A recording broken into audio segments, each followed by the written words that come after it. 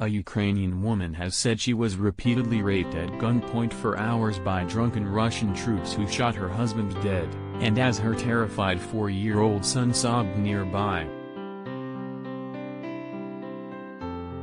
Using the pseudonym Natalya, the 33-year-old mom told the Times of London that troops stormed her rural home in the suburbs of the capital, Kyiv, on March 9, even though she had a white sheet on her gate to show there is just a family here and no one wants any harm.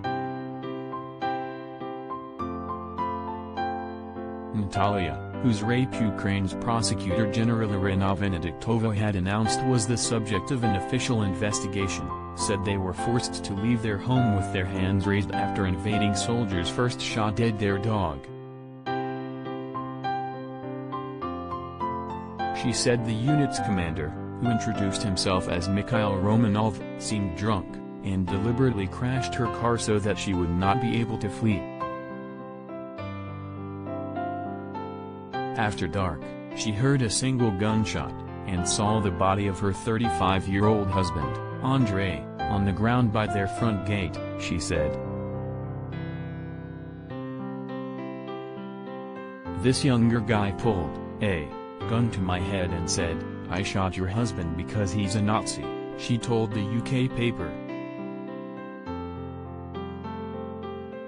The couple's 4-year-old son, Alexei, also a pseudonym, remained oblivious while hiding in the boiler room, the mom said.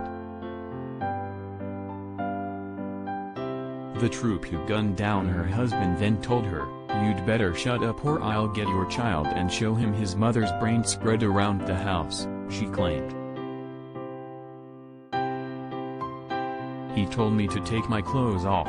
Then they both raped me one after the other.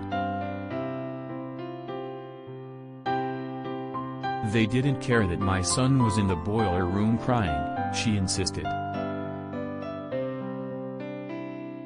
"All the time they held the gun by my head and taunted me, saying, 'How do you think she sucks it? Shall we kill her or keep her alive?' Once she assumed the ordeal was over, she found her son paralyzed with fear and refusing to move," she said.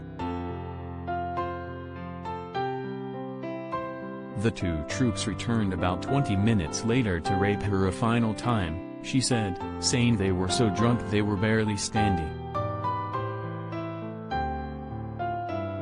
Eventually both of them fell asleep in the chairs.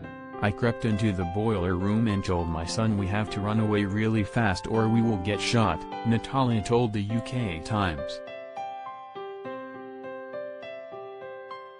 "While I was opening the gate, my son was standing next to his father's body but it was dark, he did not understand it was his father," she said. Mom and son eventually made it to the comparative safety of Ternopil, the Ukrainian city where other family members were already sheltering and where Natalya spoke to the UK Times by phone. But young Alexei still doesn't know about his dad, she said. "Even if we go to the shop, he's asking me to buy a donut for him. Buy a donut for Papa," she said. "He doesn't understand much. In the playground here, he goes up to people and says that we had to leave our house because there was war and there were bandits in the house but that Papa stayed behind. He doesn't know his father is dead," she said. Adding to the grief, Natalya said they cannot bury her husband, who had built their home. "We can't get to the village, because the village is still occupied," she said.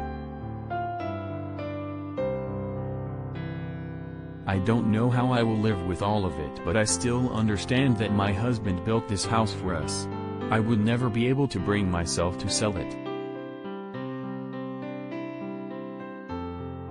Natalya was later told that one of her rapists, Romanov, was thought to have been killed by Ukrainian forces in Brovary, but I still do not know for sure if it is true. Ukraine Foreign Minister Dmytro Kuleba has confirmed plans to seek justice through the International Criminal Court for reported rapes, which is recognized as a war crime, the outlet noted.